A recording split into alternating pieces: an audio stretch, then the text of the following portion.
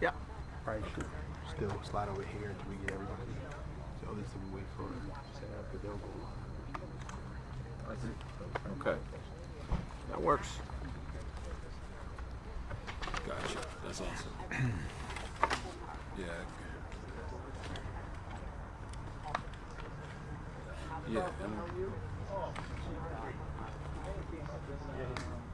I like that.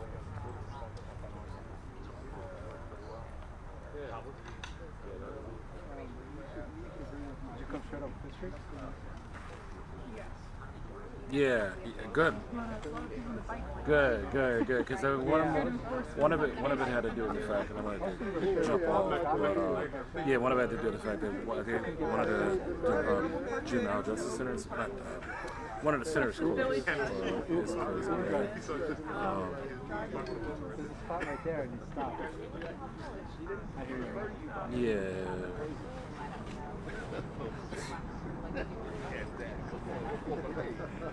So we did something to add on to the legislation, say examine it, impacted that as well. Does that work? Okay, go ahead.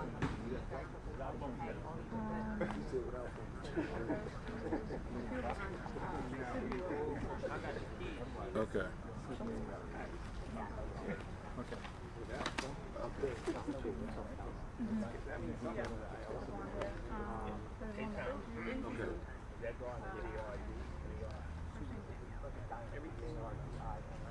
Pretty well. Yeah, we have some interesting candidates. Go to these faraway places and lo and behold, this one has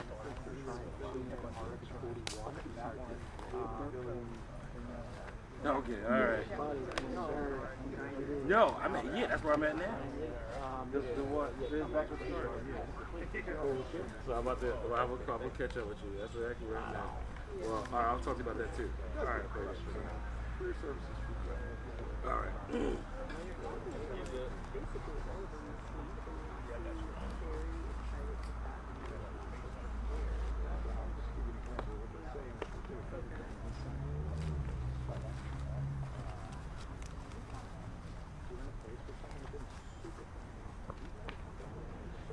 Jack Harper.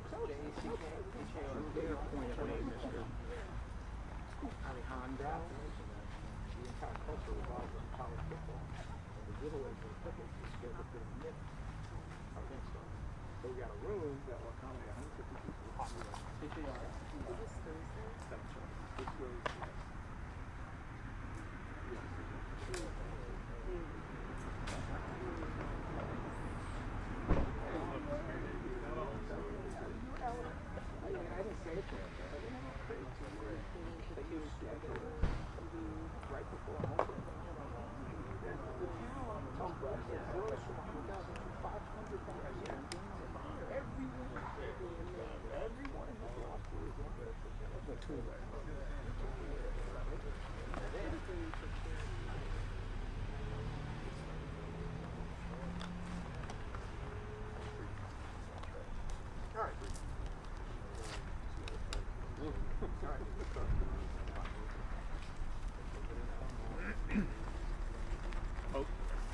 All right, team.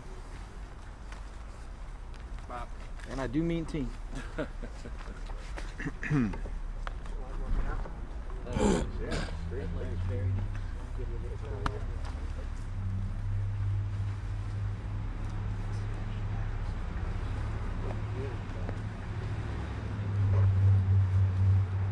All right, is everybody ready?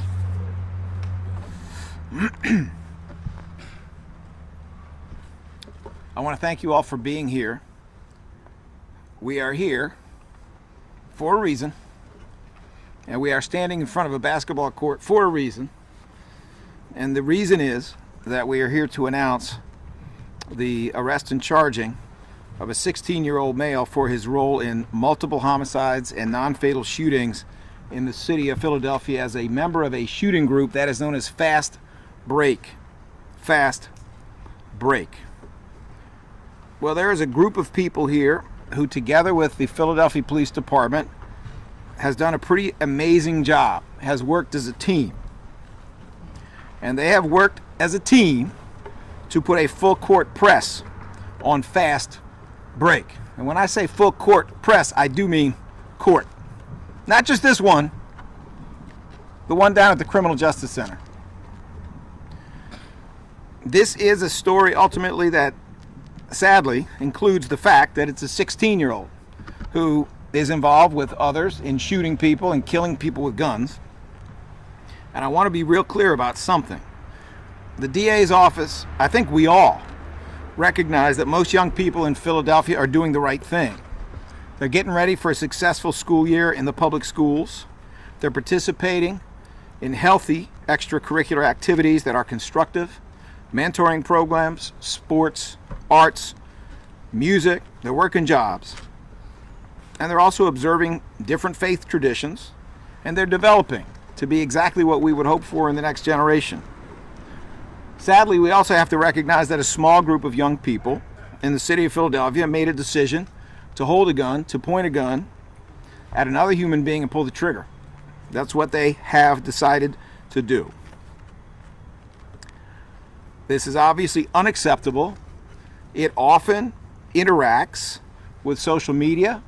It sometimes interacts with what is known as drill music. It's essentially music about shooting people. That's the reality. And today's announcement, we hope, is a reminder to the city of Philadelphia and to those who are trying to scare law-abiding, hardworking people who are modeling something incredibly destructive to young people, that we're not having it. That's right. The Philadelphia DA's office will continue to work collaboratively with all of our partners in the Philadelphia Police Department, in the Sheriff's Office, and in every other city agency that interacts with young people. If you're out there to shoot, then we are here to prosecute you and ensure that you face the appropriate, lengthy consequences that you deserve for your crimes. Today's announcement, I hope, is also a reminder to victims, co-victims, survivors, families impacted by the trauma of gun violence that our victim services team, our CARES team, and our prosecution team will do everything we can to seek justice for you and your loved one, while also providing the necessary support to help you heal. We have with us some great people. We have with us State Representative Anthony Bellman. He'll be here in a little bit from the 203rd Legislative District. Hopefully, I know he's tied up in a meeting now, but we expect him. We have with us right here Councilmember Anthony Phillips from District Number 9. We have with us in spirit, she's not going to be able to make it, Darisha Parker, also a state rep. We have First Assistant District Attorney Robert Listenby, who, among other things, was Barack Obama's Chief of Juvenile Justice in his second term and takes a very, very deep and profound interest in juvenile matters, including very serious ones. We have ADA Sidney Pope, and that is spelled C-Y-D-N-E-Y, Pope, who is with our Homicide Non-Fatal Shooting Unit and has taken a very important role. We have ADA William Fritzy, who is the Chief of the DAO's Gun Violence Task Force. And we have ADA Danielle Berkavage, who works very closely not only with Mr. Fritzy, but also with Ms. Pope. She is the chief of our intelligence unit, okay? I'm going to count. Berkavage, I'm just counting the people in the DA's office. Berkavage, Fritzy, Pope, Listenby, me. That's 5. How many people you got on a basketball team? Fast Break got its team, we got our team. And I'm here to say that the story that you are going to hear, the details that you are going to hear, are going to make it very clear that if Fast Break has its team, well, a lot of them are sitting down, and we're getting up. And we got our 5, and about another 650 behind us to work with the police, to work with the FBI, to work with ATF, to work with all of our law enforcement partners to make sure that pointing a gun at another human being is no longer an option.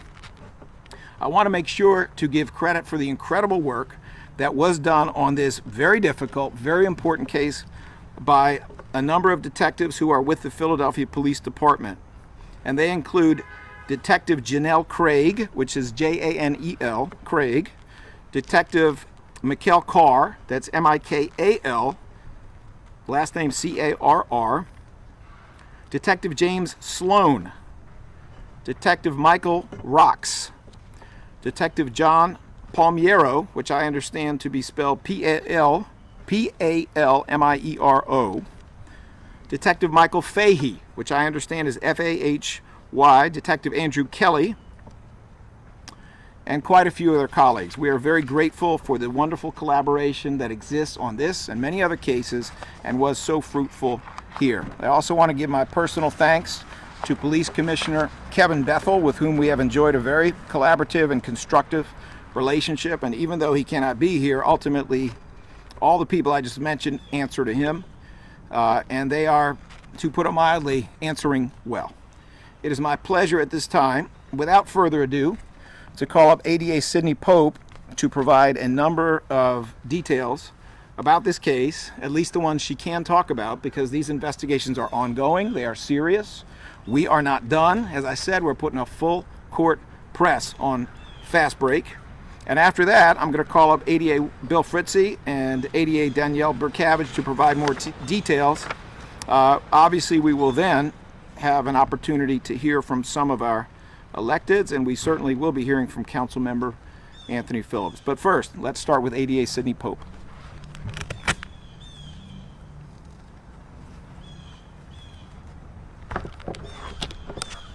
Good afternoon.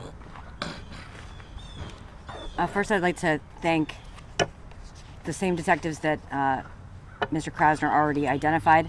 Detectives Janelle Craig, Mikkel Carr, James Sloan, also Detective Mike Rocks, John Palmiero, Detective Mike Fahey, and Andy Kelly. I'd also like to thank the hard work of the latent print unit of the Philadelphia Police Department, as well as the Firearms Identification Unit.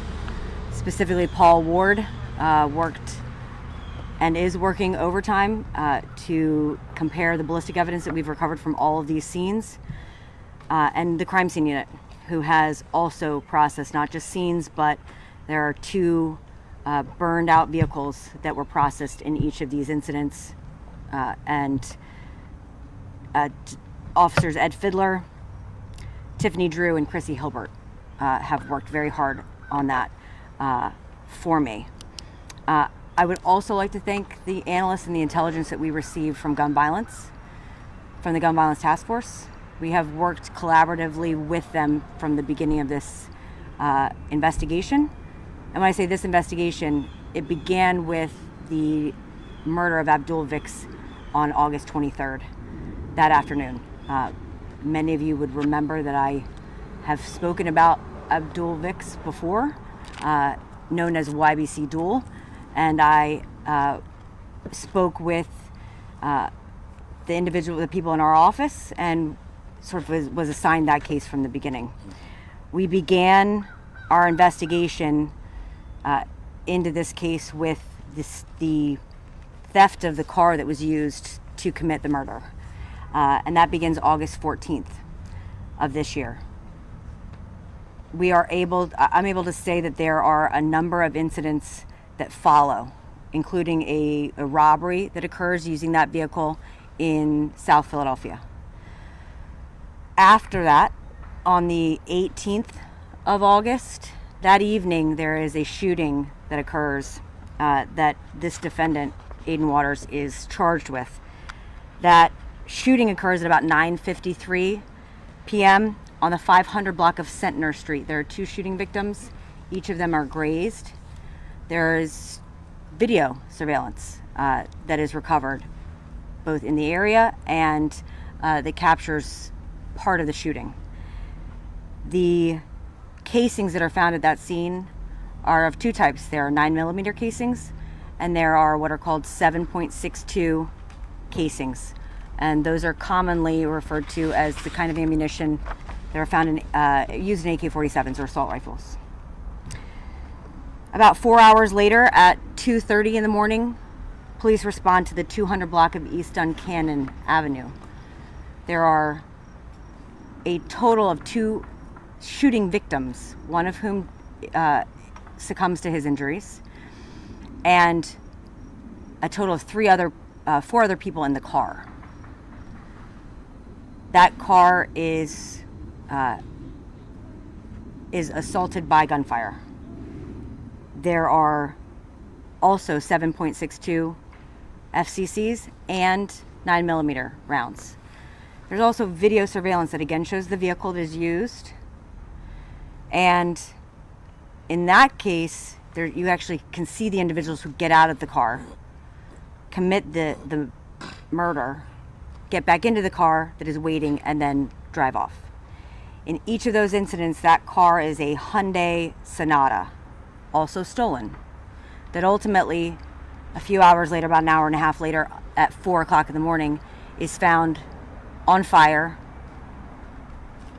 on the 6,000 block of 10th Street, 6,500 block of 10th Street. That vehicle, when we compare the photographs from the crime scene processing of that vehicle, you're able to see very specific damage that had been on the car, both in the surveillance video and ultimately in the extraction of a cellular device that we are able to have gone through related to this incident. About a day later, within that 24-hour period, there are tablet calls made to other associates or members of Fast Break that are incarcerated. Those tablet calls specifically refer to both of those incidents.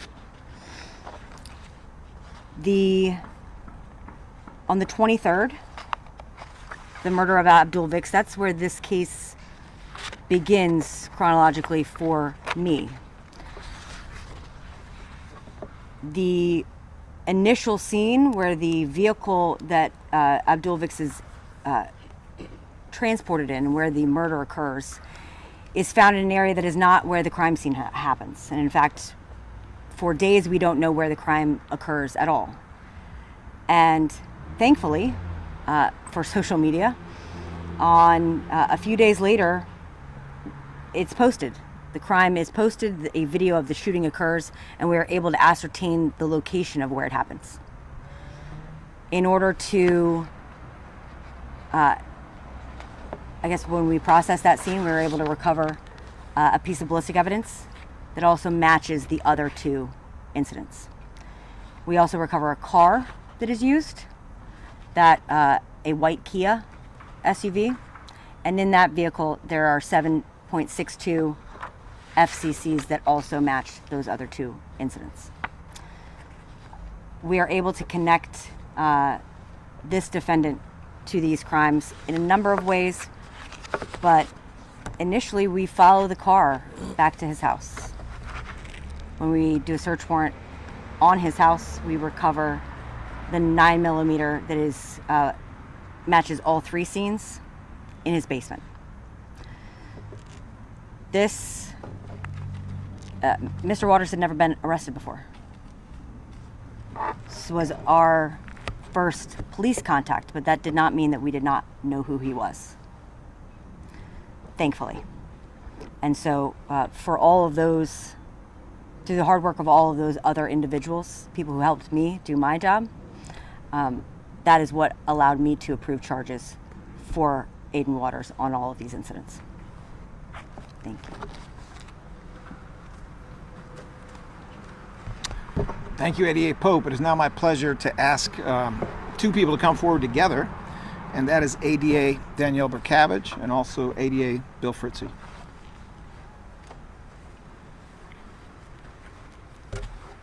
Good afternoon. Usually when we talk about the task force, we're talking about cases that we have taken the time, cold cases that we've solved. So this is certainly a different aspect. This is us working in real time with the homicide division, with the homicide prosecutors to try and bring a case across the line. And the reason that we were able to do that is because there are investigations ongoing throughout this city.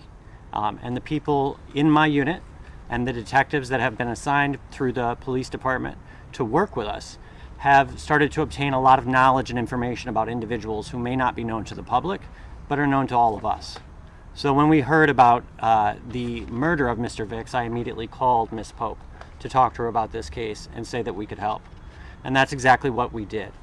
And that's what we will continue to do on any case where there is some sort of group violence that we can assist with our knowledge and our capacity.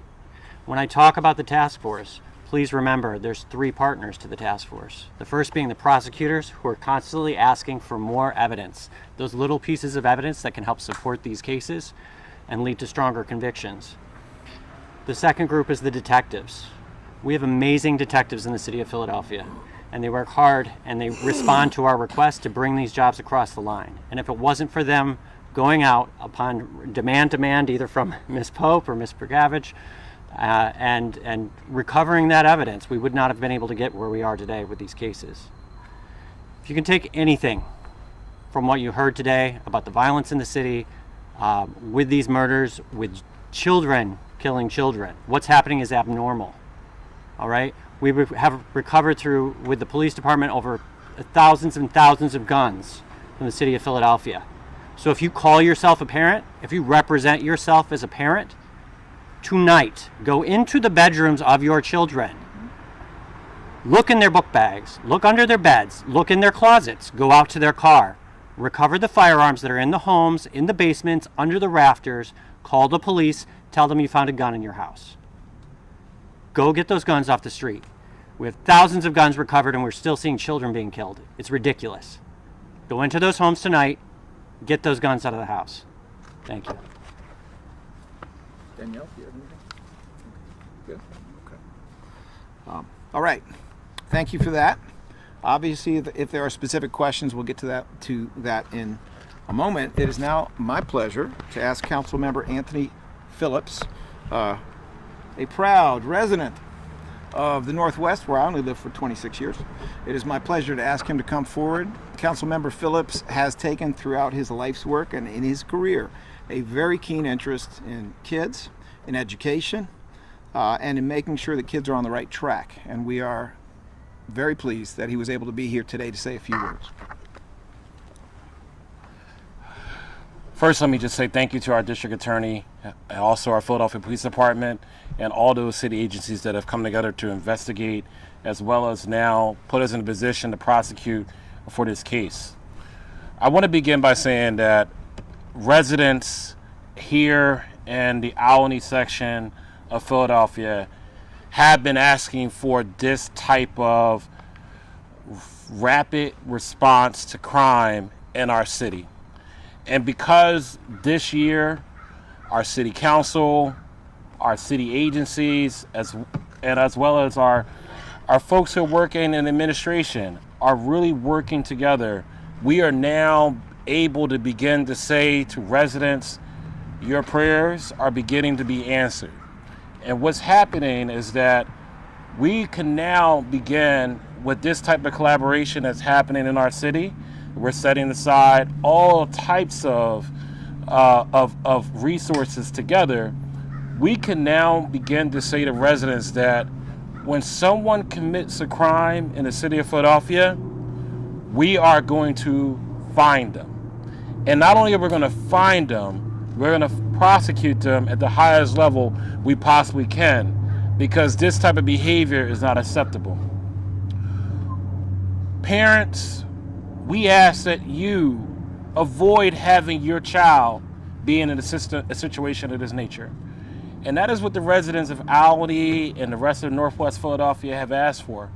They ask that parents begin to take a more active approach in the lives of their children, so that we do not have to stand here and talk about a prosecution that's about to happen to a young person.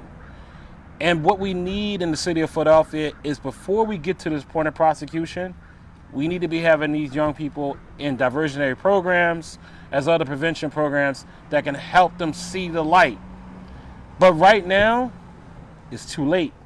There's going to be rehabilitation for this young person, but unfortunately, they're going to be away for a long, long time once we get through this process. And so I want to thank our city agencies, our district attorney, our police department, and all of us for coming together to say that we are going to respond to this and put folks on notice that that it's a new day in Philadelphia. Here's the new notice. It's a new day in Philadelphia. If you commit a crime that is heinous and you are killing someone, you will be found. And not only will you be found, with the collaboration, you're going to be found quickly. And that's what our community wants, and I'm looking forward to our continued work together. Thank you so much, District Attorney. What do you make of the age of this kid? Mr. Cole, we'll do questions in a no, sir. Make it. Mr. Cole, you know I love you, but no, sir. We'll be doing Q&A in just a moment, and I will Okay, call. we'll come back after and I'll call you back up to answer. No problem. Thank you. No problem. All right. Thank you very much for Yes. your thoughtful comments, and yes, of course, we'll follow up with that question in just a moment. You know, it did kind of strike me in the middle of this conversation, especially as Mr. Fritzy was standing here with Danielle Burkavage, and they were talking about the types of ballistics that were recovered. It occurred to me also, as Bill Fritzy said, go in your kids' rooms, see what's going on. That I started the day reading news about the school shooting that occurred in Georgia, a school shooting involving a juvenile who was purchased a gun by his father. And that was an AR-style weapon purchased by his father in violation of pretty much every law there is. Yes, parents, you do have a responsibility here. Yes, any parent who has lost his or her mind and is thinking of buying a gun for your kid, let us be clear. The Philadelphia District Attorney's Office will be just as quick to charge you as they were quick to charge the father of the school shooter down in Georgia. Mr. Cole, would you like to go first, sir? First question, did this kid got a gun from his parent, or did he just buy off the street, which is what typically happens? We may or may not be prepared to answer that given the ongoing investigation, but let me see. It would. You have to come up to the mic if you want to answer. Both of them were illegally obtained. One, he had two guns actually in his possession at the time of the search warrant. One of them had a switch on it, which made it up fully automatic. The other, and that firearm had an obliterated serial number on it. The gun that matches all these incidents was a stolen firearm. So, to answer that question. Mr. Cole, did you have, I know you have a question for Councilmember Phillips. What's this kid doing? He's shooting on three or four occasions from different blocks. What's going on here? What's he after? Do you have some sense of that? Is that question for No, it's actually for you. Oh, for me. I will ask him as well. But what I can say to you is that this is a very serious ongoing investigation. One of the beauties of what has happened with the Gun Violence Task Force, with some of the excellent innovations that we're seeing in the police department and in our homicide non-fatal shooting unit, is that every detailed investigations done with forensics, done with the benefit of modern technology, every phone that gets cracked, every license plate that gets read, every bit of video that gets recovered, all of these things become the context for the next thing that happens. You might say we're investigating what already happened. We're actually investigating what might happen in the future. And so we're finding out more. What is going on with him? Obviously it is not our purpose to try cases in the media. We try them in courthouses for the most part. I don't know that I can answer that for you. I don't know that there is a good answer for anybody who points a loaded weapon at another human being and pulls a trigger. But I suspect this investigation will shed more light on it. you said that we're full court press on Fast Break. How big is Fast Break? How big is this organization? Is it an organization? Is it all teens? Who are they? Well, let me just say this, and then I'm going to ask Mr. Fritzy and Danielle Burkavage if they like to come forward and say more. But, I think there was a little bit of a hint offered that there were communications with members of Fast Break who are already in jail. Some of the players on this team are on the bench, and that bench is in a jail cell. Okay? That is part of what is going on here. I wasn't just, being rhetorical when I said there's a full court press on Fast Break. We have seen what happened to 0 to the 4. We are seeing it happen to more and more shooting groups because of the excellent cooperation we have with our law enforcement partners. Let me try to see if I can get you a better answer, though. I'll let Ms. Pope agree with me here, but I think a lot of this comes from juveniles' needs to be famous. And it's almost like a social media influencer. It's called clout chasing, is what we call it. It's what everyone calls it, I guess. You're looking for notoriety. You're looking to make a name for yourself. So And they shoot this rapper. I mean, they're looking to hit him because he had some sort of a tough guy rap.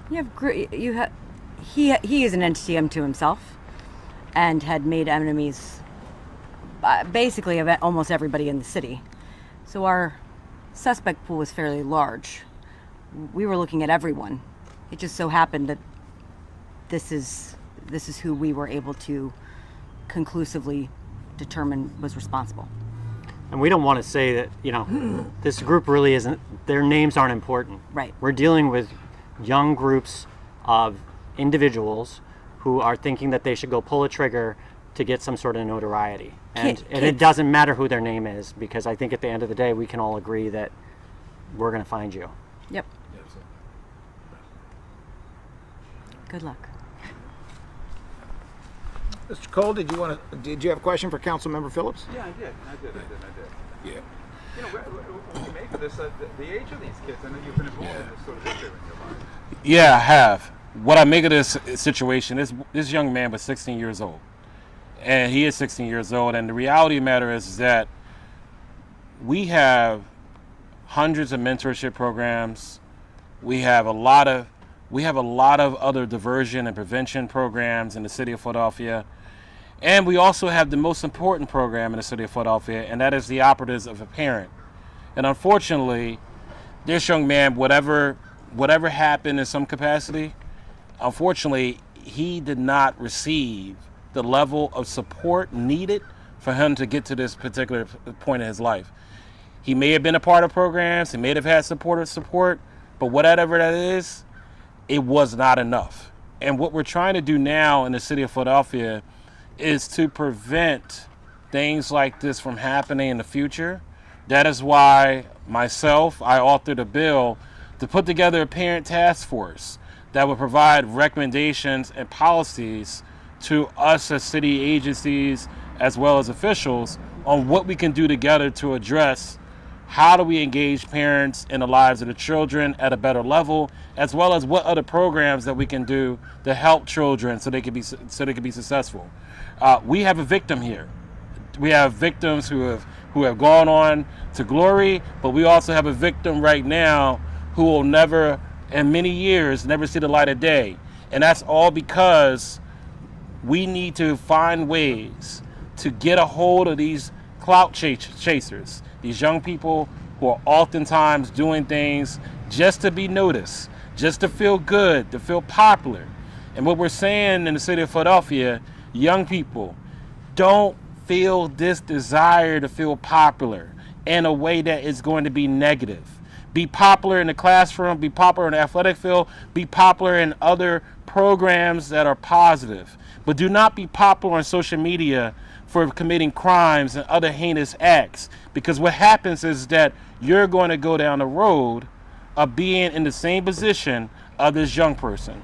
And the city now is working together to make sure that things like this doesn't happen, where we see a young person go on this tirade of heinous acts in our city. And so I think of it as a situation that is unfortunate, but we have to do what we have to do to protect the rest of the city. And right now, I'm glad our district attorney is working on this to make sure that we protect our citizens. All right. Thank you. All right, thank you, Mr. Cole. Thank you, council member. Let's see. Mr. Gardner, 3CBS, do you have any questions? No, sir. All right, thank you. Mr. Harper, 6ABC, do you have any questions? No, sir. Thank you. Ellie Rushing, do you have any questions? And I'm a little unclear on whether there are additional Inquirer journalists here. No, I got you. Okay. Ellie Rushing, do you have any questions? Yes, so the gun that was found in Mr. Waters' basement is linked to the three scenes. Do we know the guns get swapped quickly?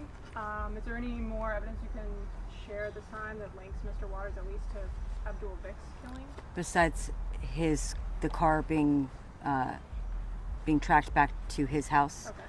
So they found the car burned, so the car dropped him off and then went somewhere else. And The car stops in the alleyway behind his house. Mm-hmm. 6 minutes later, we have video that shows that vehicle. I mean, literally around the corner from his house, about 6 blocks. You see an individual who gets out of the, who drives that vehicle around the corner where there are no cameras, and then then an individual runs by the camera, covering his face, presumably because he knows that there are cameras. So. And have there been any retaliatory shootings after Abdulvik's death that you could link to it? I don't know if we would answer that question. And is there anything you'd be able to say about kind of the rivalry between Fast Break and YBC, the relationship between the groups? I think it's all ridiculous. That's what I can say. Is that these rivalries between these groups or cliques or sets or whatever you want to call them are self-created. They mostly involve disses or perceived insults that are sent through social media. Most of these people have never met each other in real life ever, or seen each other. These are entirely created online, and it is outrageous, the violence that has stemmed from it. And how many more people are you looking for in relation to Mr. Vick's killing and then the other two that Mr. Waters? There are at least two. There are at least two, based on what we know.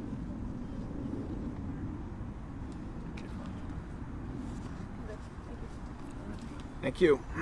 Sherry Stone. I think she covered everything. I was wondering, so you answered the question. Mostly everything was like social media based kind of disrespect back and forth. That was kind of the whole basis for the shooting.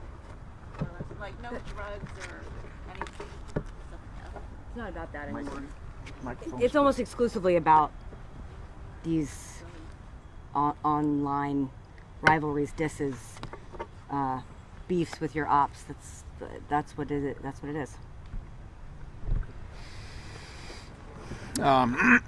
Ain't that something? The first time you meet somebody is when you're shooting each other.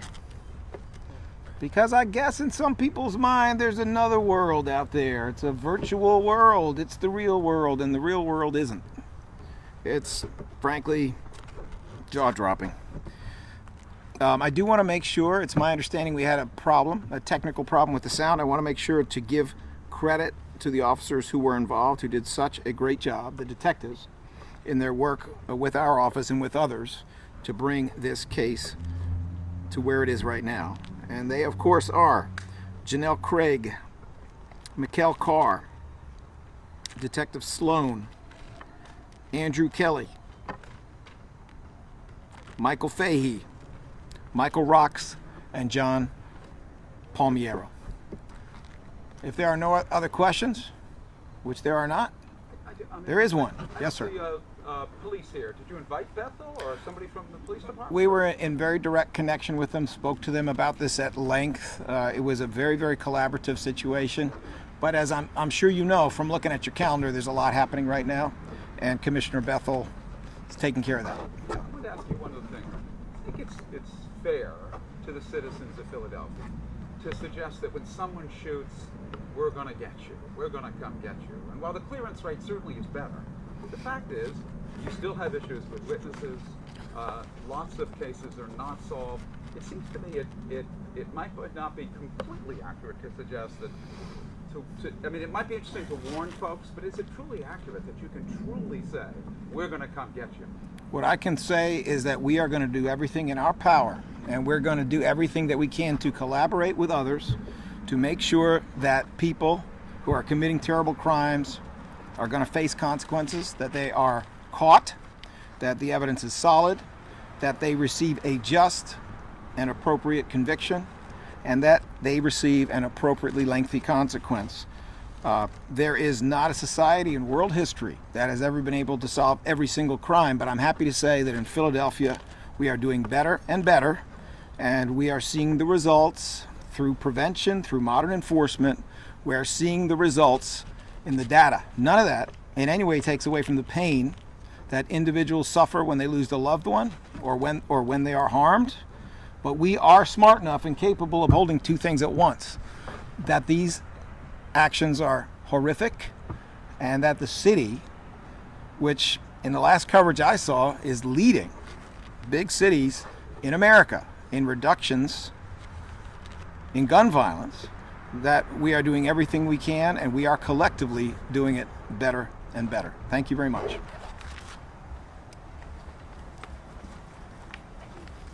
Thank you. Hey, council member, I appreciate those comments. They're great. Yeah, it's not. No, it's a new year, new day for all of us. So it's gonna be good. No, listen, and I would listen carefully to what you said. There was, I really appreciate it.